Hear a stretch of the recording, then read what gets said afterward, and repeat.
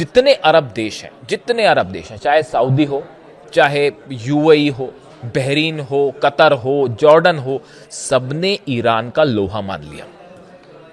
सबने ये देख लिया कि कैसे दुनिया के सुपर पावर को घुटने पर ले आया है ईरान। हर मामले पे ना सत्ता परिवर्तन, ना मिलिट्री में जीत पाए ईरान को, ना अंदर घुस पाए, ग्राउंड ऑपरेशन करने की हिम्मत नहीं हो रही है। और मैं आपको अभी आगे बताता हूं कि क्यों ये जो डोनाल्ड ट्रंप कह रहे थे कि मैं हमला करने वाला था, अरब देशों के कहने पर हमला नहीं किया, उसकी सच्चाई भी मैं बताता हूं क्यों हमला नहीं किया, वो भी हम बताएंगे। लेकिन देखिए ये जो है ये बड़ा वेल कैलकुलेटेड प्लान है। इसको आप अगर समझें कि रूस अच्छा, और दूसरी बात, रूस हमेशा के लिए अमेरिका से एक बड़े प्रभावशाली देश के रूप में सामने उभर के आ जाएगा कि भाई उसको सब विश्वास कर रहे हैं। अरब देश भी रूस को विश्वास कर रहे हैं, ईरान भी रूस को विश्वास कर रहा है। ऐसे में अमेरिका की साख बेहद कम पड़ेगी और एक सुपर पावर का तमगा जो है वो छिनता दिखाई दे रहा है अमेरिका। इसीलिए डोनाल्ड ट्रंप इस बात के लिए तैयार नहीं हो रहे हैं कि वो रूस को शिफ्ट किया जाए यूरेनियम। और बाकी फिर तमाम बातें हैं। देखिए हर चीज़ें बड़ी सारी होती हैं, कितना यूरेनियम है, कहाँ कहाँ है, वो एक बहुत सारी बातें, वो हर चीज़ बताई नहीं जाती, वो थोड़ी समझने वाली बात भी होती है। खैर देखिए ये एक बड़ा प्लान है जिसको लेकर जिनपिंग और पुतिन के बीच में भी बड़ी चर्चा है, होगी ऑफ कोर्स। और ये जो हमले वाली बात आ रही है कि ट्रंप ने जो कहा कल कि भाई डोनाल्ड ट्रंप ने कहा कि हमने हमला नहीं किया, और कतर के कहने पर सऊदी और यूएई की जो लीडरशिप है इनके कहने पर हमला नहीं किया, वरना हम तो आज ही जो है मतलब कल गया उस डेट को हमने तय कर रखा था हमला करने वाला।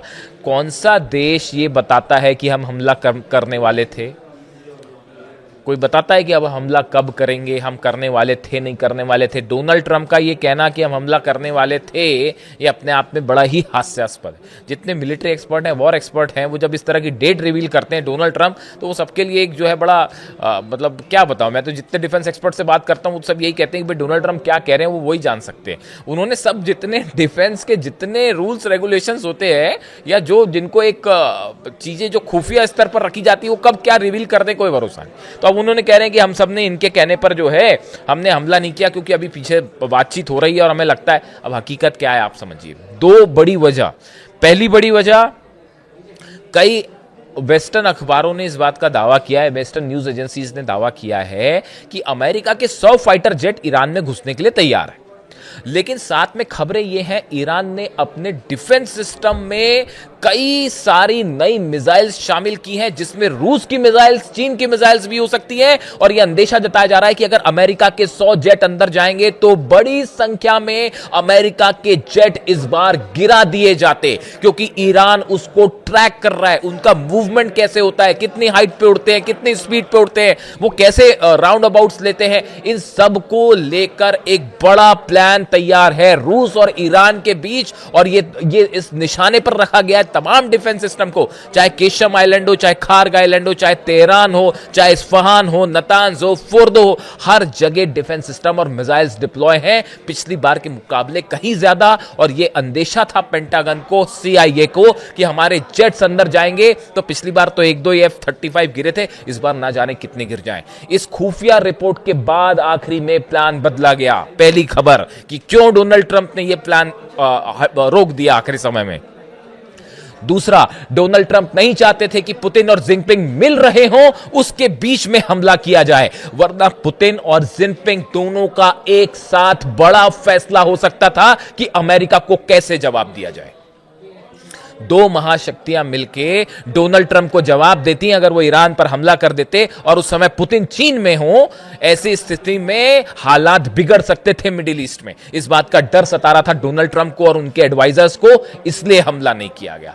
तीसरी बात आप सुनिए, आप सोचिए, यूएई के न्यूक्लियर पावर प्लांट पर हमला होता है, और यूएई जो ट्रंप के मुताबिक, और यूएई के जो राष्ट्रपति हैं वो ये कह रहे हैं, सजेस्ट कर रहे हैं कि अभी हमला मत करिए। आप सोचिए किसी देश के न्यूक्लियर पावर प्लांट पर हमला हो जाए और ये लगाए कि ईरान ने हमला किया है, ऐसी सिचुएशन में वो देश का राष्ट्रपति ये कहेगा डोनाल्ड ट्रंप से कि भाई हमला मत करिए। ऐसे हालात में कहने का मतलब ये है कि आप इस बात को समझिए, चाहे अरब सऊदी हो, चाहे यूएई हो, चाहे कतर हो, बहरीन हो, हर देश इस बात को समझ रहा है कि ईरान से जंग का मतलब है पूरा अरब जलेगा। ये बात तय है। और ये वार्निंग शॉट्स थे जो हो सकता है हुती नहीं फायर कर दिया हो, जो न्यूक्लियर पावर प्लांट पर जो मिसाइल गिरी और जो इजराइल में भयंकर बेत शेमेश में धमाका हुआ, ये बता रहा है कि ईरान कितने गुस्से में है और मामला बिगड़ सकता है।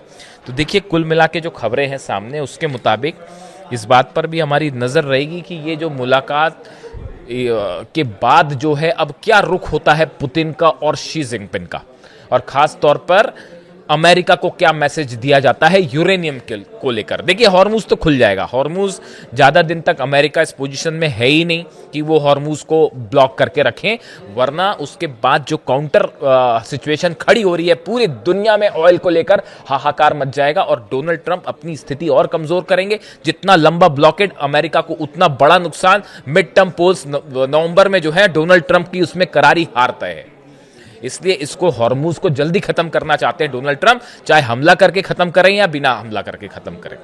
तो अब ये बात तय होगी पुतिन और जिनपिंग के बीच क्या बात हुई और ईरान को लेकर क्या चर्चा है, यूरेनियम को लेकर। ये तीनों देशों ने एक बड़ा प्लान तैयार कर लिया है, जिस चक्रव्यूह में डोनाल्ड ट्रंप फंस गए हैं। पुतिन कह रहे हैं कि डेड एंड हो चुका है, अब इस समस्या का और कोई हल नहीं है और हमारे पास यूरेनियम भेजने के अलावा अब इसका कोई हल हो ही नहीं सकता।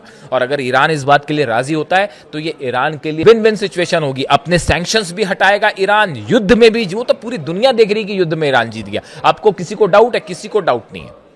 तो ये ईरान की बहुत बड़ी जीत होगी अगर ये समझौता होता है और यूरेनियम देने के लिए ईरान जो है वो रूस को यूरेनियम शिफ्ट करता है। लेकिन डोनाल्ड ट्रंप मुझे नहीं लगता इसके लिए तैयार होंगे, और अगर होते भी हैं तो समझौता कितने दिन चलेगा ये अपने आप में बड़े सारे इफ एंड बट हैं।